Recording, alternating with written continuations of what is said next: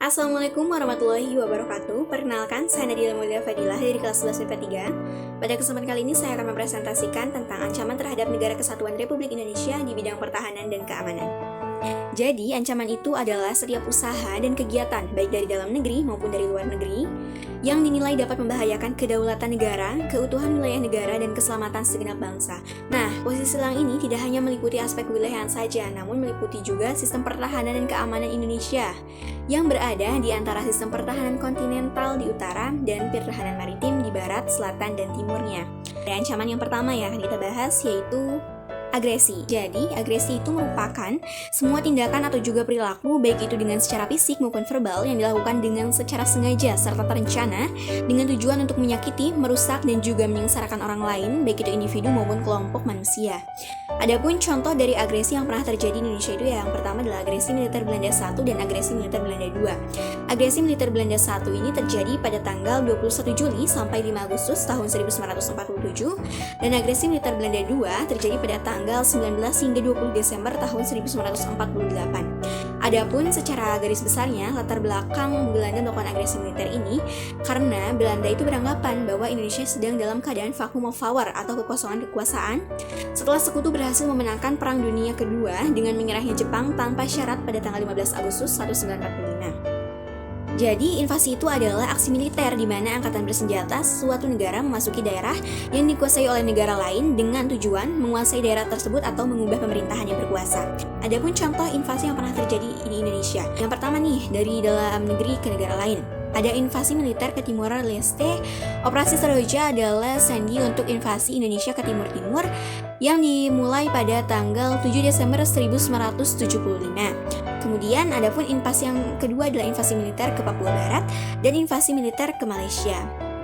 Nah, ada juga nih invasi yang dilakukan oleh negara lain ke Indonesia, yaitu invasi Jepang terhadap Indonesia yang terjadi pada tahun 1942, tepatnya pada tanggal 10 Januari. Pemberontakan bersenjata merupakan pemberontakan melawan pemerintahan yang sah dengan menggunakan senjata sebagai alat kekerasannya. Perlawanan tersebut bisa berorientasi pada usaha kudeta terhadap pemerintahan yang sah, perebutan kekuasaan politik menggunakan senjata, dan cara-cara inkonstitusional serta melanggar norma hukum yang berlaku.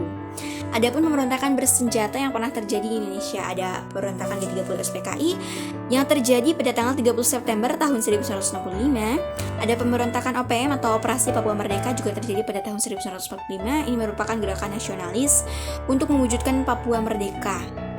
Pada saat itu, di era reformasi, Papua masih memiliki nama Irian Jaya. Kemudian pada tahun 1957 terjadi pemberontakan Permesta. Nah, tepatnya itu pada tanggal 2 Maret 1957. Kemudian ada pula PRRI. Nah, PRRI ini singkatan dari Pemerintahan Revolusioner Republik Indonesia. Terjadi pada tanggal 15 Februari tahun 1958. Kemudian ada pemberontakan PKI di Madiun terjadi pada tanggal 18 September tahun 1948 yang dipimpin oleh Musso. Kemudian ada DITII yang terjadi pada tanggal 7 Agustus 1949. Ada pemberontakan Republik Maluku Selatan atau RMS. Nah, RMS ini terjadi pada tanggal 25 April tahun 1950. Tahun 1976 sampai 2005 terjadi pemberontakan Gerakan Aceh Merdeka atau yang disingkat dengan GAM. Spionase ini dalam bahasa Perancis atau espionage adalah suatu praktik pengintaian memata-matai untuk mengumpulkan informasi mengenai sebuah organisasi atau lembaga yang dianggap rahasia tanpa mendapatkan izin dari pemilik yang sah dari informasi tersebut. Adapun spionase yang pernah terjadi di Indonesia yaitu aksi Allen Wolf, Intel Soviet, penyadapan intelijen Australia, dan pengakuan Philip Darling. Kemudian selanjutnya ada sabotase. Apa yang dimaksud sabotase? Sabotase adalah tindakan perusakan yang dilakukan secara terencana, disengaja dan tersembunyi terhadap peralatan, personel, dan aktivitas dari bidang sasaran yang ingin dihancurkan yang berada di tengah-tengah masyarakat. Terorisme ini merupakan serangan-serangan terkoordinasi yang bertujuan membangkitkan perasaan teror terhadap sekelompok masyarakat. Banyak sekali contoh-contoh aksi teror yang pernah terjadi di Indonesia seperti bom Bali dan lain sebagainya.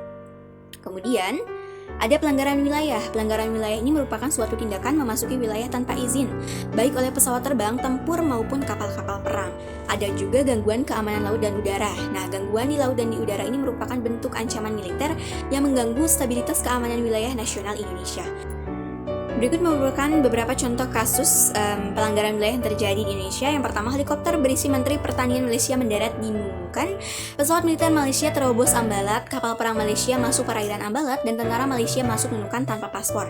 Adapun contoh kasus gangguan keamanan di laut dan di udara, yang pertama ini ada pembancakan, perampokan, kemudian penyelundupan narkoba, senjata, amunisi, dan bahan peledak atau bahan lain yang dapat membahayakan keselamatan bangsa.